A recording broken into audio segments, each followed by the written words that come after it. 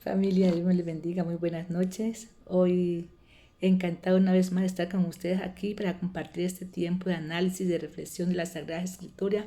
Hoy vamos con una porción más que el Señor tiene para nosotros, entonces vamos a colocar este tiempo en la presencia de Él para que sea Él el que nos hable, nos guíe, nos dé la dirección que necesitamos para entender esta palabra. Entonces, soberano Padre Celestial, mi Dios Todopoderoso, en esta noche, Señor, nos rendimos delante de ti, Padre amado, porque reconocemos tu presencia, tu soberanía, Señor. Hoy reconocemos, Dios, que no hay nada más grande que tú, Señor. Hoy reconocemos, Dios, que anhelamos tu presencia en nuestras vidas. Hoy, Padre amado, te queremos decir que nos enseñes, Señor, a amarnos, a enamorarnos de ti, Padre eterno. Hoy te queremos decir, Padre amado, igualmente, que nos hables, Señor. Habla a nuestro corazón, Dios Todopoderoso. Guíanos, ministranos, Señor. Que a través de tu Santo Espíritu seas tú el que nos enseñes, nos redarguya. Señor, cambie nuestra manera de pensar, nuestra manera de ser, amado Padre Celestial. Hoy de igualmente, Dios, colocamos ese tiempo en tu presencia. Colocamos nuestras familias en tu presencia también para que seas tú obrando en cada uno de ellos, Señor. Hoy te pedimos, Dios, que seas tú el que ores. Hoy te pedimos que seas tú el que llene nuestras vidas. Hoy te pedimos, Señor, que tu reino llegue a nuestras vidas, Señor, y que gobierne cada mente, cada vida, Señor. Te lo pedimos, Padre amado, en el nombre de tu Hijo Jesucristo. Amén y amén. Bueno, familia, hoy vamos a seguir con una nueva iglesia. El Señor puso en mi corazón que lo éramos de una nueva, de las 7 iglesias que habíamos dicho ayer, que estaban escritas en el libro de Apocalipsis. Ayer habíamos hablado de la iglesia que está ubicada en la Odisea.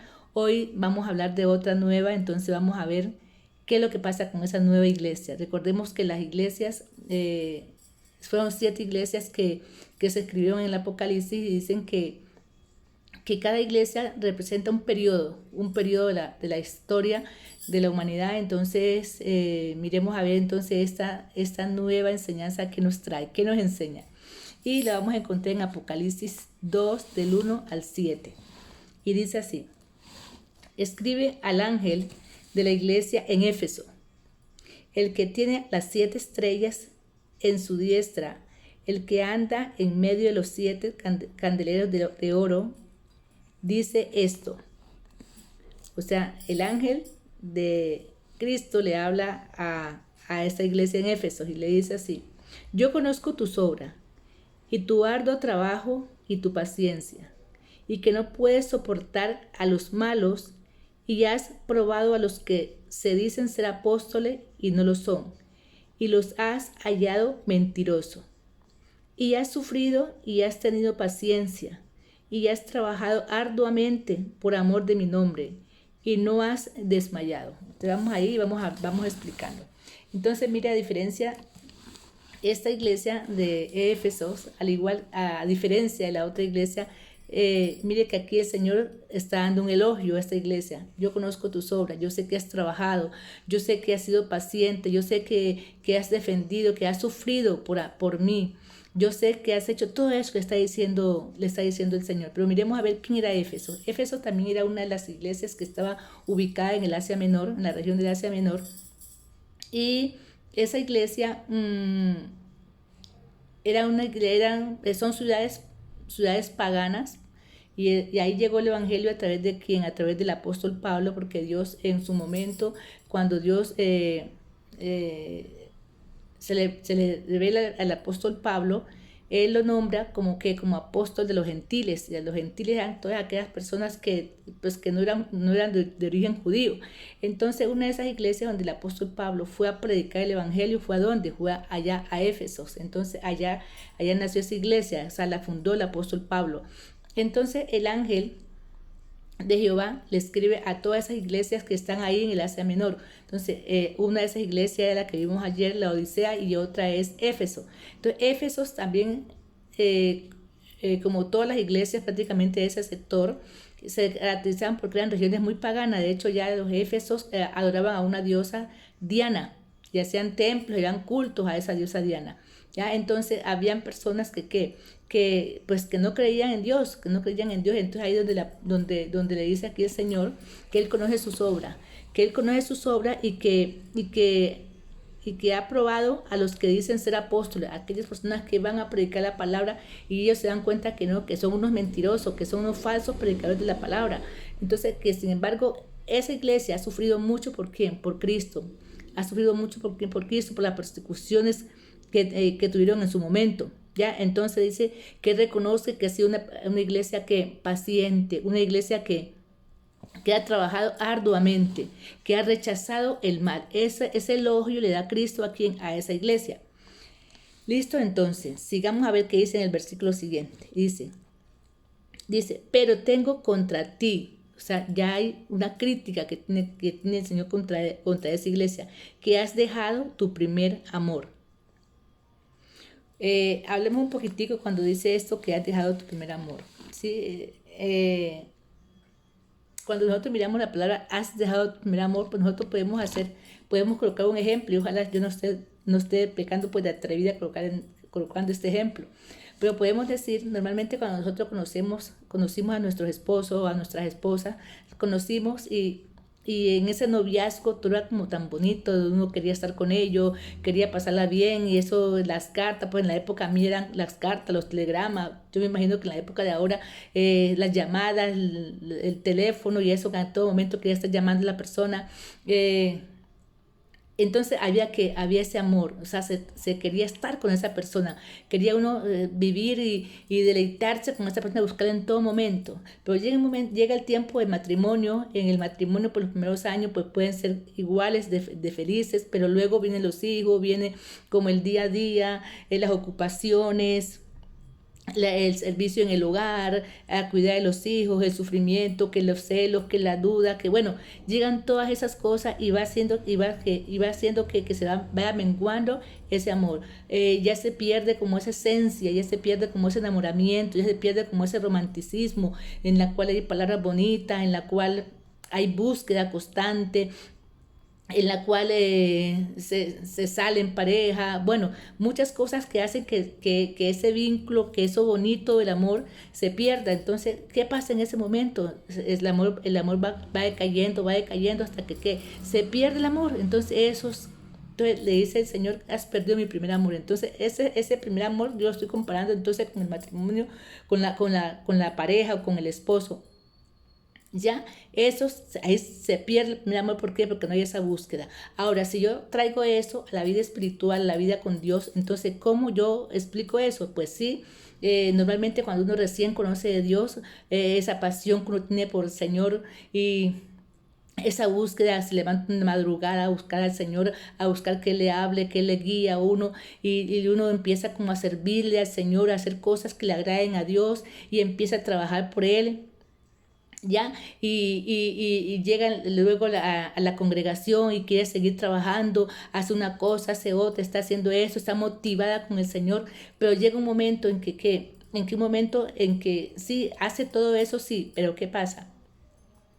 En la búsqueda con Dios va menguando, ¿ya? Porque la gente cree que es que únicamente es sirviendo o haciendo, ya es suficiente. No es suficiente. Es decir, una parte que tiene que hacer, pero no es la relación con Dios. ¿Cuál es la relación con Dios? Cuando uno va y lo busca, cuando uno va y quiere estar con Él, cuando uno va y quiere que Él le hable a uno, cuando uno en la mañana, cuando se levanta, lo primero que hace es buscarlo a Él.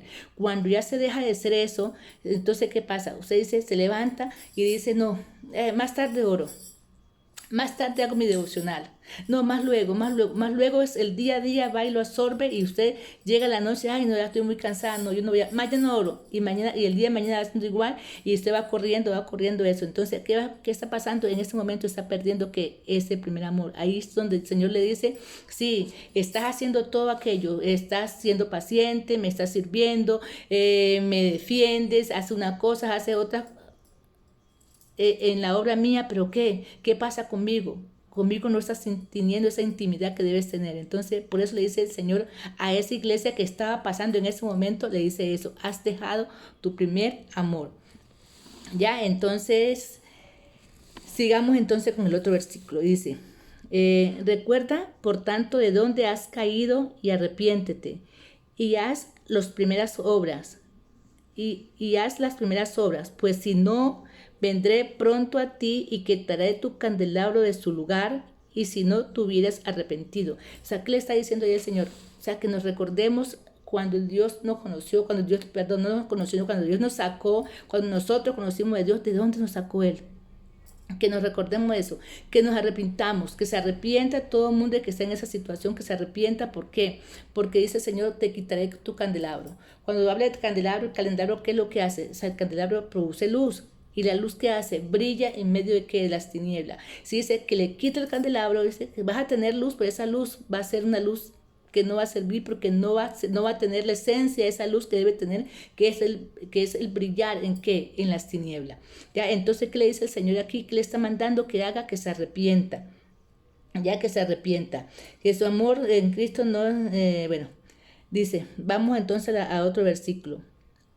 Pero tienes esto, que aborreces las obras de los nicolaítas, las cuales yo también aborrezco. ¿Sí? Le sigue el Señor aquí diciendo el elogio. Dice, sí, tú aborreces a los nicolaítas. ¿Y quién eran ellos? Pues eran unas sectas seguidores de quién, de un señor Nicolás.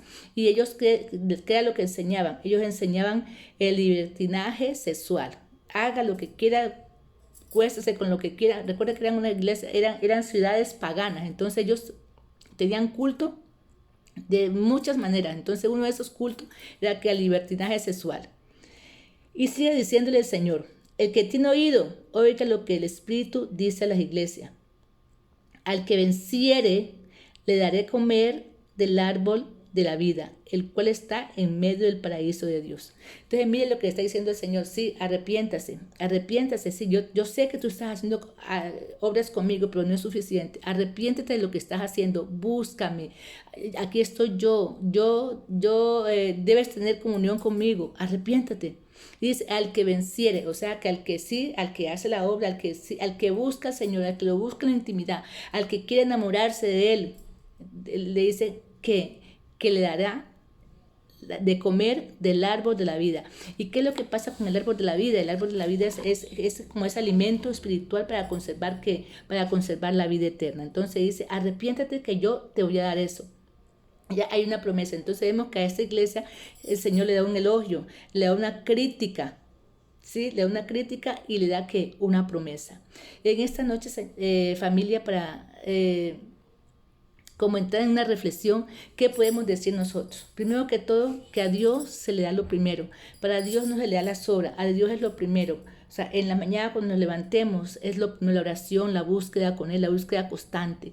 Y esa búsqueda tiene que ser permanente. No importa que llevemos años conociendo al Señor, pero siempre tenemos que tener eso para Él. Que no nos vaya a decir un día, has perdido tu primer amor. O sea, que no tengamos que Él nos tenga que decir que nos hemos alejado de Él para hacer otras cosas. No, las otras cosas también son importantes que las hagamos, pero tenemos que seguir siendo fiel a Él, buscarlo a Él en todo momento. Así como nos deleitamos nosotros en otras cosas, y también que nos deleitemos en su presencia. Y segundo, que hay que seguir trabajando la obra del Señor. Hay que seguir trabajando porque es importante, porque el Señor a eso nos mandó, a trabajar en su obra, a predicar el Evangelio, a salir, a buscar, que la gente también conozca de Él. Hay que seguirlo haciendo. Y mire que entre todo eso, si hacemos todo eso, hay la promesa para nosotros. Siempre Dios tiene una promesa para nosotros. Nos va a comer de ese árbol de la vida que está en donde, en el jardín del Edén. ¿En el jardín del Edén de quién? En el jardín del Edén de Dios. Ya, entonces, familia, en esta noche es invitarlos a que sigamos, que no tengamos que el Señor nos tenga que decir a nosotros nunca que hemos dejado su primer amor, que hemos dejado de buscarlo a Él. Entonces, para eso tenemos que llegar a tener esa intimidad con Él. Entonces, oramos, familia. Soberano Padre Celestial, mi Dios Todopoderoso, te damos gracias, Señor. Te damos gracias, Padre, por tu palabra. Gracias por enseñarnos, Señor. Y te pedimos esta noche, Señor, que nos enseñes, Dios, a amarte. Que nos enseñes, Dios, ese camino para llegar a tu presencia, amado Padre Celestial. Hoy queremos deleitarnos en tu presencia, Señor. Queremos que tú seas el primero en nuestras vidas, Señor, que para nosotros no existe nada más grande, Señor, sino tu presencia, Señor, el buscarte, Señor, y trabajar para ti, amado Padre Celestial. Hoy nos colocamos en tus manos, Señor, nos rendimos delante de ti, Señor, para que tú hagas tu obra en cada uno de nosotros, Señor. Te damos gracias, te bendecimos, Señor, reconocemos tu grandeza y tu poder en el nombre de tu Hijo Jesucristo. Amén y amén. Bueno, familia, Me encanta entonces una vez más haber compartido con ustedes este tiempo. Anhelo que esta noche sea una noche bendecida, una noche en la cual el Señor esté ministrando nuestras vidas y que y nos esté bendiciendo en todo momento, en todo lo que hagamos. Dios les bendiga.